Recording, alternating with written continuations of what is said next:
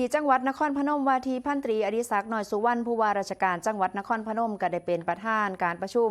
สรุปผลการปฏิบัติงานของศูนย์ปฏิบัติการป้องกันและลดอุบัติเหตุทางถนนในช่วงเทศกาลสงกรานต์โดยผลการดำเนินงานช่วงควบคุมเข้มข้น7 มื้อระหว่าง10 ถึง 16 เมษายน 2569ก็พบว่าจังหวัดนครพนมเกิดอุบัติเหตุทางถนนสะสมจำนวน2 เทื่อ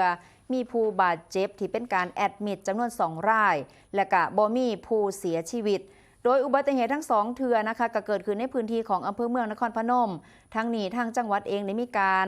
ตั้งจุดตรวจหลักจำนวน22 จุดและก็ด่านชุมชนอีก314 จุดความผิดส่วนใหญ่นั่นก็คือบ่มีใบอนุญาตขับขี่และก็บ่สวมหมวกกันน็อกค่ะซึ่งทางผู้ว่าราชการจังหวัดนครพนมเพิ่นก็ได้กล่าวขอบคุณทุกหน่วยงานและก็ภาคีเครือข่ายที่ได้ร่วมกันบูรณาการเฮ็ดงานอย่างเข้มแข็งในทุกมิติทั้งก่อนระหว่างและก็หลังการ